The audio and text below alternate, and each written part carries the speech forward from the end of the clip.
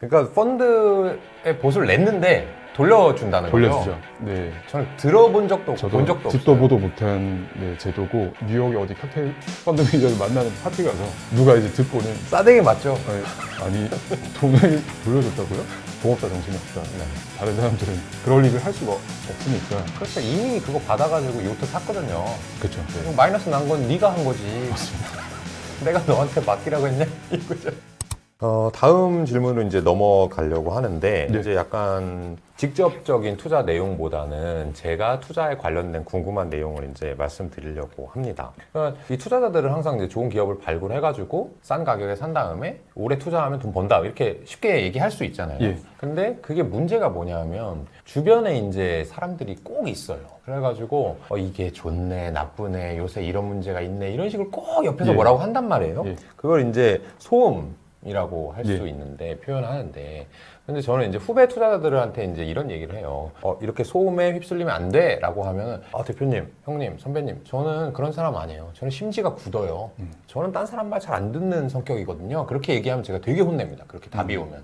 왜냐하면 모든 인간은 전 나약하다고 보거든요. 예. 이 탐욕과 공포 앞에 시장에서 무조건 나약합니다. 근데 나는 그렇지 않다라고 생각하는 것 자체가 교만이고 그렇기 때문에 우리 회사가 여의도에 없는 것이고 여의도에 이제 다른 사람들을 만나러 나가는 것을 아주 저는 싫어하고 이 후배들이 나가는 것도 제가 매우 경계하고 못하게 하는 예. 편이거든요. 그런 환경을 조성하는 거죠. 이제 노마드에도 그런 환경을 조성하려는 만한 재미있는 에피소드가 있다고 들었어요. 네, 맞습니다. 자기 회사를 만들어서 독립을 하면서 사무실을 구해야 되잖아요. 네. 그래서 런던에 이제 그 유명 더시티라고 불리는 증권가에 구한 게 아니고 조금 외곽에 있는 그냥 제가 이제 구글맵으로 이렇게 봤는데 네. 그냥 건물 2층이고 네. 건너편에 막 식당이랑 상점들 있는 네. 그런 구역이에요. 네. 그래서 거기에 사무실을 구하면서 제가 그래서 확인된 수치는 아닌데 이 서한의 원문에 나오는 직원들 이름 네네. 숫자를 세어보니까 네네네. 슬립이랑 자카리아를 포함해서 여기에 최대 4명이 근무했거든요. 그러니까 4명이서 최대요. 가장 많을 때 사실 제 생각에는 3명인 것 같은데 네네. 혹시 한 명 더 안 나왔을 수도 있으니까 그 비상근 사회이사들 빼고 상근은 4명 정도가 있었고 그 사람들이서 사실상 2명이서 그냥 이 3조 정도를 운영을 한 거죠. 네네. 그런데 여기 이제 사무실 환경에 대한 이제 언급이 이 책에는 없고 책의 마치며에서 추천한 책의 번역서가 돈의 공식이라는 책이 있습니다. 네, 맞아요. 네, 윌리엄 그린. 맞습니다. 네, 거기 6장에 이제 슬립과 자카리아 얘기가 나오는데 거기 나온 일화들을 보면 사무실에 슬립은 책상이 있긴 하고 자카리아는 책상이 없대요. 의자는 있고요. 의자가 이제 어떻게 보면 그냥 이런 암체어가 있는 거죠.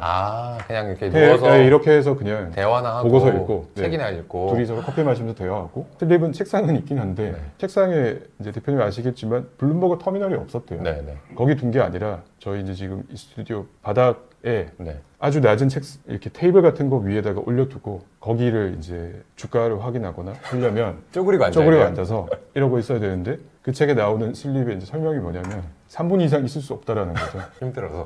그러니까 이거를 안 하려고, 안 보려고 그렇게 이제 환경을 구축했고 그 워렌 버핏에 관한 어떤 다큐멘터리를 보면 제목 기억이 안 나는데 그 버핏도 사무실에 컴퓨터가 없잖아요.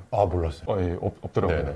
물론 나이가 많으시지만 그냥 이런 문서들 그냥 그쵸. 이런 상황이거든요. 그래서 하루에 500쪽 정도 읽는다고 본인이 인터뷰에서 말하기도 했고 그러니까 그런 식으로 이 책에도 그런 소음을 걸러내고 그 와중에도 인내심과 기업에 대한 믿음을 유지할 수 있는 실수를 분석하는 멘탈 기법에 대한 얘기도 많이 나오는데 사실 물리적 환경의 구축도 매우 중요하다고 생각하는 사람들인 거죠. 진짜 그 여러분들 블룸버그 단말기는 말하자면 그냥 HTS, MTS의 기능을 한다고 보시면 돼요. 거기에 이제 주가 확인하고 통계치 재무제표 보고 하는 건데 그거를 이제 안 보려고 노력했다라고 하는 게 정말 대단하고 이 이제 은퇴 후의 얘기를 조금 해보려고 해요. 이들이 이제 아까 말씀하신 거로는 이제 아마존은 여전히 가지고 있다라고 했고 그 외에는 어떤 주식들을 갖고 있는지 얘기해 주시면 이 부분을 제일 관심 있게 보지 않을까. 그러니까 아마존을 들고 있고 버크셔 해서웨이를 들고 있고 코스트코를 들고 있습니다. 이게 이제 두 사람의 공통 보유 종목이고 각자 또 들고 있는 종목이 있거든요.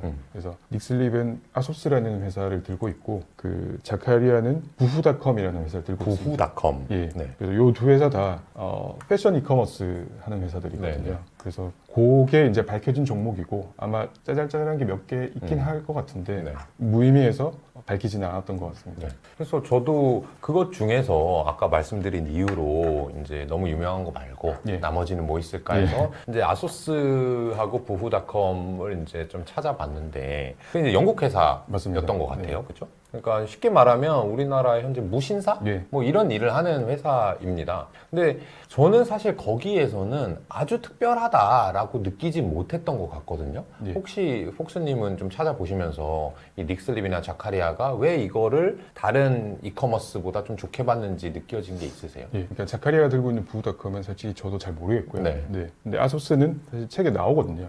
그래서 노마드 투자조합이 존재하던 시절에도 투자를 했었고 그 시점은 사실 지금으로부터 작게 잡아도 10년은 됐잖아요. 네네. 그러니까 그때 온라인으로 패션을 판단하는 거의 회사의 없었겠죠? 가치는 지금과는 조금 다른 것 같습니다. 네네. 네. 그리고 아소스의 최근 뉴스를 보니까 창업자가 닉 로버트슨이라는 사람인데 이 사람이 회사를 떠났대요. 예, 그래서 노마드가 기업가와 경영진에 대해서 이렇게 투자 결정을 할 때 부여하는 가중치를 생각해 보면 뭔가 좀 중대한 판단을 하지 않았을까라고 그쵸. 이제 저는 예상하고 있고 매우 개인적인 얘기를 하자면 네네. 네, 제가 아소스와 패션 이커머스라는 넓은 범주에서 보면 경쟁자라고 할 수 있는 파페치에 이제 한 3년 넘게 투자를 하고 있거든요. 개인적으로. 명품을 예, 이제 명품. 온라인하고 리세일하는 맞습니다. 플랫폼이죠? 네. 그래서 제 블로그에도 이제 많이 파페치 얘기를 많이 쓰고 네. 대표님이랑 만나서도 파페치 얘기도 막 하고 이랬었는데 네. 제 개인적인 바람은 그 패션 이커머스라는 비즈니스 모델이 될 거다라는 닉슬립의 판단은 옳고 네. 이제 승자 기업은 제 쪽이었으면 좋겠다. 그렇군요. 예, 뭐 그런 바람이 네. 있고요. 파페치 창업자는 회사에서 아직 일하고 있거든요. 그렇죠, 그렇죠. 예, 남아서. 네. 그래서 그 파페치 창업자에 대해서도 좀 이렇게 왈가왈부가 있어요. 맞습니다. 그렇죠? 네. 본업을 집중해야 되는 게 아니냐 이런 얘기도 네. 있고요. 저도 사실 뭐 여러분들께서 궁금해하실 수도 있는데 파페치에 대해서 많이 궁금해하는, 예. 좋아하는 회사 중에 하나고 아직 투자해 본 적은 없는데 지금 국면이 어떻게 보면 아까 말씀하신 것처럼 이커머스가 옛날에는 정말 뭐 아무것도 아니었을 거고 한 2, 3년 전으로 돌아가 보면 엄청나게 부풀려졌던 때도 있었고 예. 그다음에 지금은 다시 원상태로 어떻게 보면 주가가 많이 떨어졌는데 맞습니다. 저는 그 코로나 기간 동안 이들이 분명히 얻은 게 있다고 보거든요. 네. 이커머스 회사들이 배운 게 있을 거예요. 예. 근데 주가는 다시 10배 올랐다가 10분의 1 토막이 난 거잖아요. 예. 정확하진 않습니다. 이런 거 가지고 딴지 걸면은 제가 되게 싫어해요. 핵심을 볼 줄 알아야 되는데 그런데 분명히 배운 게 있을 거고 그 기사들을 보니까 네. 파페치가 비슷한 밸류체인에 있는 회사들보다 조금 앞서가는 그래서 이런 제조사들이라든지 이런 쪽한테 조금 러브콜을 받고 있는 국면으로 바뀌어가는 것 같더라고요. 네, 뭐 투자하고 있는 제 입장에서는 그렇게 보고 있고 그렇죠. 예. 그리고 후발주자들은 좀 도태될 수도 있는 그런 상황이잖아요. 네. 자금 조달도 요새 잘 안 되고 있고 오프라인 쪽으로 사람들의 소비 움직임이 좀 많이 바뀌었으니까. 하지만 전반적으로 온라인 이커머스, 그다음에 패션 이커머스가 저는 된 거라고 저는 생각하기 때문에 지금 같은 시점에 파페치 분석해보면 좋겠다라는 생각을 하고 네. 실제로 공부하는 네. 중이라서 너무 반가워서 네. 말씀드렸고 다음으로 넘어가도록 하겠습니다. 네, 이제 그 노마드 투자조합의 투자 말고 예. 그 투자 회사로서의 얘기를 한번 해보려고 하는데 저는 이 책을 읽으면서 투자 회사 경영자로서 가장 부끄러웠던 게 그 서브프라임 모기지 때 얘기예요. 그때 이들이 엄청난 수익을 결과적으로 올렸죠. 물론 이제 반토막이 나기도 했는데 이들도. 근데 그 수익률보다 더 이제 부끄러운 건 뭐냐면 그때 이제 수익률이 떨어졌을 때 행동이거든요. 근데 여러분들이 혹시 이제 이 헤지펀드, 자산운용사 이거의 수익 구조를 조금 모를 수 있으니까 설명을 드리면 이 헤지펀드들은 운용보수랑 성과보수 이렇게 두 가지로 먹고 살아요. 근데 운용보수는 그냥 매년 받는 거고요. 성과보수 같은 경우는 일정 수익률을 정해놓고 이 정도를 넘으면 우리가 몇 대 몇으로 나누자. 그래서 우리나라 같은 경우에는 뭐 10%를 넘으면 뭐 8대 2로 나누자. 예. 보통 이 정도가 이제 일반적이거든요. 근데 과거에는 그냥 그렇게 넘으면 수수료를 받았었어요. 근데 어떤 문제가 생겼냐면 예를 들어서 100만 원을 누가 맡겼는데 그게 마이너스 나가지고 50만 원 됐다고 쳐보자고요. 50만 원 됐다가 다시 100만 원 되면 그분 입장에서는 수익이 하나도 안 난 거잖아요. 그렇죠. 근데 50만 원에서 시작해서 어쨌든 2배가 났으니까 2배 난 거에 대해서 수수료를 우리한테 많이 내라. 이런 제도가 있었던 거예요. 근데 계약서상 어떻게 보면 미비했던 부분인 거죠. 그래서 지금은 이제 대부분의 회사가 하이 워터 마크라고 해가지고 이 물을 여기를 제가 이렇게 딱 뿌리면 절벽이라고 생각하고 그럼 철썩철썩 할 때 여기에 뿌려지는지 여기에 뿌려지는지 가장 높은 곳에 뿌려진 마크가 남아있는단 말이에요. 그게 이제 하이 워터 마크의 이제 시작인데 그러니까 내가 가장 돈을 많이 벌었을 때 항상 기준으로 하고 그거보다 넘어섰을 때만 성과보수를 받아라 라고 하는 게 요새 업계의 스탠다드입니다. 저희도 그렇게 하고 있어요. 그것까지 좋아요. 근데 노마드 투자조합은 이보다 이제 더한 짓을 해버리는데 그 얘기를 좀 저는 들어보고 싶습니다. 되게 슬픈 얘기지만 그 당시에는 말씀해주신 하이 워터 마크가 그러니까 업계 표준이었던 시대는 아니었던 것 같아요. 2000년대 중후반 정도였으니까 그래서 하이 워터 마크를 기존에도 시행하고 있었는데 독립 전에도 근데 독립을 하면서는 이제 성과 보수를 산정하는 기준이 되는 선이 있잖아요. 그래서 이제 책에는 허들레이트라고 그냥 원어를 살려서 그냥 번역을 했는데 그 허들레이트도 원래 6%였어요. 그래서 근데 독립하고 나서는 이 6%를 복리 6%로 바꿔버린 거죠. 그러니까 이게 사실 매년 6%잖아요. 인 거잖아요. 그러니까 여러분들 어떤 얘기냐 하면 100만 원을 맡겼어요. 그러면 106만 원이 넘어가는 거부터 성과보수를 받겠다라고 하는 건데 이거를 복리 6%라고 하는 거는 첫 해에는 106만 원인데 둘째에는 제가 단리로 그냥 대략 계산해 보면 112만 원, 118만 원 그만큼을 넘지 않으면 수수료를 안 받겠다는 거죠. 맞죠. 근데 안 받는 것뿐만 아니라 어떻게 했죠? 그래서 이게 지금 성과 보수를 먼저 이제 말씀드리고 있는데 거기를 넘어서서 이게 이런 지금 말씀드린 제도를 이제 고안한 이유는 노마드는 투자자한테 이제 뭐 이런 동의서를 받는데 동의서의 내용이 뭐냐면 우리는 5년이라는 시간 지평을 가지고 투자를 하고 있고 그거를 지금 투자하려는 너가 이해했고 동의한다. 라는 거에 서명을 해야 돼요. 그렇죠. 그래서 미니멈 시간 지평이 5년이거든요. 그러니까 이 노마드가 5년을 가지고 투자를 하는데 펀드 매니저가 성과 보수를 1년 단위로 가져간다? 여기서 듀레이션이 이제 일치하지 않는다라는 매우 솔직한 고백이 나옵니다. 그래서 여기서 이제 더 고안하는 게 뭐냐면 이제 연복리 6% 허들 레이트를 넘었다면 그러면 성과 보수가 가령 올해 100만 원이 나왔다. 라고 하면 100만 원을 바로 대표님께 드리는 게 아니라 다른 계좌에 적립금 계좌에 이체한 다음에 여기에서 20%만 그러니까 5년을 나눠서 5분의 1만 올해 주고 이 나머지 80만 원은 놔두는 거죠. 근데 이걸 놔두는 이유는 내년에 만약에 혹은 내후년에 그 허들 레이트를 못 넘는 실적을 냈을 때 돌려줍니다. 그러니까 펀드에 보수를 냈는데 돌려준다는 거죠? 돌려주죠. 저는 들어본 적도 없고 본 적도 듣도 없어요. 보도 못한 제도고 이게 실제로 2008년에 노마드뿐만 아니라 뭐 전 세계 모든 펀드의 이제 수익률이 이 기간에서는 제일 안 좋았던 시기일 텐데 이때 노마드가 연도별 수익률이 마이너스 45.3%예요. 그러니까 반토막 난 거죠. 그래서 이게 허들 레이트가 6%니까 50%쯤 밑돈 거거든요. 그러니까 그 다음 해에 2009년 초에 50%에 이걸 이제 20% 계산, 평가 보수가 20%를 받아가는데 20% 계산하고 그거의 5분의 1을 다시 해가지고 2.5%를 돌려줘요, 투자자한테. 그러니까 이거를 어디 이제 뉴욕의 어디 칵테일 펀드 매니저를 만나는 파티 가서 누가 이제 듣고는 싸대기 맞죠? 아니 돈을 돌려줬다고요? 그러니까 이제 할 말이 없잖아요. 그래서 이제 대표님 표현하는 식으로 돈 없다 정신이 없다. 다른 사람들은 그럴 일을 할 수가 없으니까. 그렇죠. 이미 그거 받아가지고 요트 샀거든요. 그렇죠. 그리고 마이너스 난 건 네가 한 거지. 맞습니다. 내가 너한테 맡기라고 했냐? 이거죠. 그래서 이게 사실 조금 더 투자회사를 직접 뭐 경영하시는 대표님 같은 분들이나 아니면 그쪽 업에 종사하시는 분들은 이게 무슨 일을 한 건지를 이제 정확히 이해하실 텐데 근데 저처럼 그냥 개인 투자자들도 만약에 펀드를 샀는데 펀드가 반토막이 났다고 내가 냈던 돈을 다시 돌려주는 상황이니까 이게 얼마나 이례적인 일이고 그리고 투자자의 돈을 벌어주겠다라는 이제 마인드로 진짜 진정성을 가지고 했다라는 게 많이 느껴졌습니다. 그러니까 본인들이 자신이 없으면 자신의 투자 실력에 대한 확신이 없으면 그런 행동을 못 해요. 그리고 결과적으로는 다시 반토막이 났지만 금세 다 회복하고 그 연봉리 21%를 또 달성하는 거잖아요. 맞습니다. 그래서 이들이 은퇴하는데 돈도 많이 벌어서 은퇴를 당연히 했을 거고요. 그다음에 이제 또 하나 이제 아까 말씀드린 보수 구조가 두 개라고 예. 했잖아요. 운용 보수에도 참 재밌는 일을 합니다. 이분들이. 근데 제 입장을 먼저 설명드리고 이제 폭수님의 이 해석을 들어볼 네. 텐데 운용 보수라고 하는 건 그런 거예요. 플러스가 나건 마이너스가 나건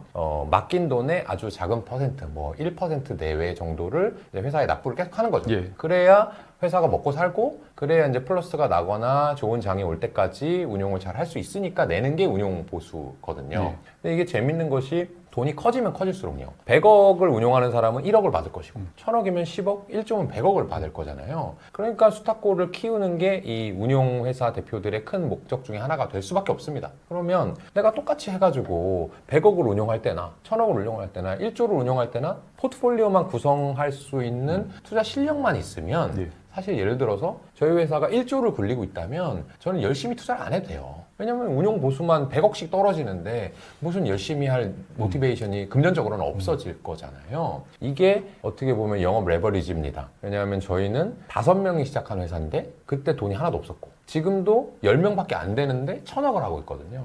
그러니까 0에서 1000억 가는데 그리고 앞으로 1조 가는데도 직원이 그렇게 많이 필요하지 않아요. 네. 근데 운용보수는 꼬박꼬박 퍼센티지로 받으니까 돈을 벌기 쉽다는 얘기예요. 예. 그게 제가 운용업을 택한 이유이기도 예. 한데 여기에서 닉슬과 자카리아가 어떤 행동을 했는지 말씀 좀 또 네. 가슴이 너무 아프지만 들어보겠습니다. 슬립이랑 자카리아는 매니저들의 펀드 운용하는 그 기능이 부가가치를 창출하지 않는다고 말했어요. 맞아요. 네, 그래서 거기에 덧붙인 설명이 아무 일도 안 한다는 건 아니고 실제로 그 투자자가 가져가는 부를 창출한 건 매니저가 투자한 기업의 경영진과 임직원들이고 매니저가 하는 건 그거를 골라서 섞을 뿐이라고 이제 설명을 했습니다. 맞아. 이런 생각에 기반해서 지금 말씀하신 운용 보수가 이런 투자회사의 이익 창출 수단이 되는 것을 경계했고요. 독립을 하면서는 처음에 연봉을 엄청 깎고 시작하면서 그 운용 보수도 실비정산을 해요. 네. 그러니까 나간 돈만 실제로 다시 받는 무슨 거죠. 고등어냐고. 예. 그래서 본인들의 급여와 이제 최대 4명인 그러니까 2명 제외하면 2명 있는 직원의 급여, 사회이사들 보수 조금 주고 네. 그다음에 뭐 사무실 기타 수탁은행들 뭐 이렇게 뭐 주는 거 다 합쳐가지고 운용자산의 0.1% 정도까지 낮춘 네. 상태까지 간 거죠. 그래서 코스트코 가서 쇼핑하면서 돈을 잃을 일은 없잖아요. 돈을 네. 아낄 일만 그렇죠. 실제로는 버는 건데 그렇죠. 코스트코에 투자해서 투자자는 돈을 잃을 수 있잖아요. 네. 그러니까 그 위험을 고려했을 때 투자업의 로버스트 비율이 다른 업보다 매우 높아야 된다.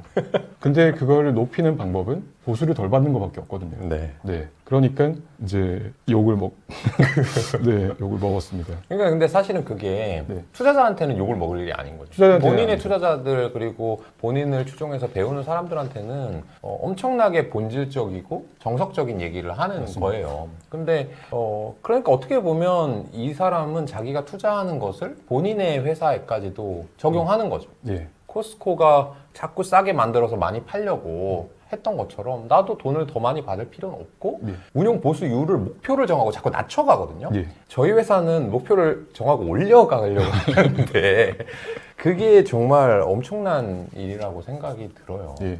이 사람들은 아까도 말씀드렸지만 그 성공에 대한 확신? 이게 너무 크고 그리고 저도 약간 그런 편이긴 한데 딴 사람들한테 어떻게 보이냐가 더 중요한 거. 이게 가서 쪽팔릴 짓 하지 말자. 예. 이런 거 있잖아요. 많은 얘기를 해봤는데 이제 개인적인 궁금증들에 대해서 특히 이제 폭스님에 네. 대한 얘기를 몇 가지 하면서 오늘 인터뷰를 마무리하려고 합니다. 닉슬립하고는 이제 이메일로 예. 말씀 나누신 거고 혹시 뭐 전화나 메신저는 해보셨나요? 네. 전화는 안 해봤고요. 전화 안 네. 해봤고. 아마 네. 말씀을 나눠보니까 어떤 사람 같은지 예. 그리고 왜 이제 직접 전화하거나 직접 만날 계획은 없으신지 이런 것들 알려주시면 재밌을 것 같아요. 네, 사실은 이제 제가 그냥 무작정 메일을 썼고 그게 닉슬립의 메일 주소로 간 것도 아니에요. 그러니까 컨택 앞에 아이디가 컨택이에요. 네네. 그러니까 일반 물론 거기 직원이 없겠지만 네. 네, 또 없겠지만 그래서 사실 답을 하는 것 자체, 해준 것 자체가 좀 충격적이었고 덕분에 약간 이제 오피셜 허락을 받아서 진행을 할 수 있었고 네. 사실 그냥 스팸이라고 생각할 수도 있는 그렇죠. 건데 네. 네, 뭐 한국이 그들한테 그렇게 중요한 나라도 아니고 그리고 제가 뭐 유명 투자회사에 근무하는 사람도 아닐 뿐더러 하지만 손흥민이 또 이제 축구를 그렇게 좋아하는 것 같지는 않습니다. 네, 안타깝지만. 그래서 메일로 나눈 대화로 봤을 때 책을 읽으면서도 많이 느꼈지만 정말 되게 겸손하고 친절한 사람이라고 느꼈고 오. 네, 제가 정확한 자산 규모는 모르지만 부자가 됐을 거잖아요. 그렇죠. 네, 그러니까 재단도 만들고 사실 일을 안 하고 있을 거거든요. 네. 네, 물론 재단에서도 결국 비영리 기업에다가 자금을 약간 투자 개념으로 하는 일을 하고 있어요. 네. 그래서 퀄리티 있는 비영리 조직을 그러니까 발굴하고 있거든요. 그러니까 하던 일이랑 비슷한 일을 하고 네. 있지만, 근데 그렇게 이제 부자가 되고 그 위치에 갔는데도 이제 한동안 저랑 이제 연락이 좀 약간 멈췄던 때가 있는데 답이 안 왔는데 나중에 이제 사과하면서 이제 덧붙이는 설명이 딸이 대학을 갔다. 그래서 대학교 기숙사 이사를 도와주다가 넘어져서 고관절을 다쳤다. 미안하다. 아, 네네. 그러니까 그걸 직접 도와준다는 것 자체도 약간 왜 그렇죠, 그렇죠. 네, 진짜 좀 다정하다는 느낌인 네, 거죠. 맞습니다. 부자지만. 그래서 그런 면모들이 사실 되게 훌륭한 투자서이기도 하지만 읽은 이 사람과 대화를 하고 그리고 이 사람들의 은퇴 후 여정을 이제 막 팔로우를 하면서 느낀 게 그러니까 올바른 삶을 살고 있고 올바른 투자자이기도 하지만 올바른 한 시민이고 아빠이고 남편인 것 같다. 네, 그런 생각이 많이 들었고 마지막에 독립출판물 요 이제 책자를 보내줬었거든요. 오. 네, 기념으로 네. 못 읽지만. 네, 네. 네. 그래서 답이 와서 고맙다. 막 뭐라고 썼는지 모르겠지만 고생한 것 같다. 네. 대단하다. 막 이러면서 런던에 오면 이제 들리라고 하더라고요. 오. 근데 이제 이게 진짜 오라는 건지 아니면 밥 한번 먹자 네. 이런 그런 빈말인지는 모르겠지만 혹시나 네, 가게 돼서 만나게 된다면 또 뭐 저는 유튜브를 안 하기 때문에 네. 네, 블로그로 또 네, 네, 네. 중계를 하든 사인을 한번 받든 아. 그런 걸 한번 시도해 보겠습니다. 그때 제가 디피님한테 강권을 해가지고 영국 로케를 컨텐츠 한번 할 수 있도록 아, 예. 해보고요. 네. 마지막 한 말씀 해주시면서 마치도록 하겠습니다. 네, 뭐 책의 편협 후기에 쓴 문장을 조금 인용해서 네, 마무리를 하면 좋을 것 같습니다. 저와 이제 생각의 여러분님이 이런 일을 했는데 저희가 이 원문을 보자마자 그냥 엄청 빠져들어서 그냥 순식간에 읽고 토론을 막 했었거든요. 근데 그 내용이 생각의 여러분님이랑 저랑 투자에 대해서 사실 종목 얘기는 둘이 스터디를 하는데 종목 얘기는 사실 별로 안 해요. 그리고 많은 시간을 할애하는 게 훌륭한 투자자의 자질이 무엇인가, 네, 그들은 어떤 사람들인지 이런 얘기를 많이 하거든요. 네. 종목 얘기가 이제 어렵잖아요. 네. 리서치도 열심히 해야 되니까. 근데 이건 책 읽고 할 수 있는 얘기니까. 그렇죠. 근데 저희가 소결론을 낸 건 이 사람들이 다른 사람들의 별로 의견에 휘둘리지 않고 자기만의 이제 뭐 신념과 소신을 고수하면서 투자에서 배운 혹은 세운 원칙이나 철학을 삶의 원칙으로도 이제 체화해서 그걸 실행한다라는 게 저희의 이제 결론이에요. 네. 근데 그 결론에서 봤을 때 이제 슬립과 자카리아는 독보적인 이제 사례였거든요. 그래서 이제 언행일치라는 표현을 제가 어디 가서 많이 쓰는데 네. 이 사람들이 말한 그대로 이제 투자했다라는 거죠. 네, 그렇지 않은 사람들이 많은데 이들은 그걸 해냈고 그래서 이 노마드 투자자 서한을 접하고 저랑 이제 생각의 얼음은 투자를 바라보는 관점이 정말 많이 바뀌었습니다. 네. 그래서 저희처럼 이걸 읽고 자기 각자들의 삶과 가치관, 뭐 철학을 반영하는 이제 투자 철학을 각자 만들어내셔야 될 텐데 거기에 하나의 좋은 안내서가 됐으면 하고요. 여기에 나온 투자 철학이 이제 맞다고 생각하신다면 주변에 이제 단기 투자하면서 스트레스 받는 분들한테도 선물로서도 충분히 이제 가치가 있는 값으로 나왔기 때문에 네, 좋은 선택지가 될 수 있을 거로 생각합니다. 지금 다들 힘드실 텐데 마지막으로 책에서 저희가 좋아하는 문구 하나를 인용하면서 네, 이 시간을 마치면 좋을 것 같습니다. 이제 릭슬립이 항상 많이 반복하는 말인데 마음을 다잡고 지평선을 바라보세요 라는 문장이거든요. 조금 더 길게 멀리 보면서 네, 힘들 땐 이 책 읽고 마음의 위안을 얻으면서 장기적인 투자 성공하셨으면 좋겠습니다. 네, 지금까지 노마드 투자자 서한 편역자 제너럴 폭스 님이셨고요. 저는 신사임당 채널에서 인터뷰어로 데뷔한 김현준이었습니다. 감사합니다. 감사합니다.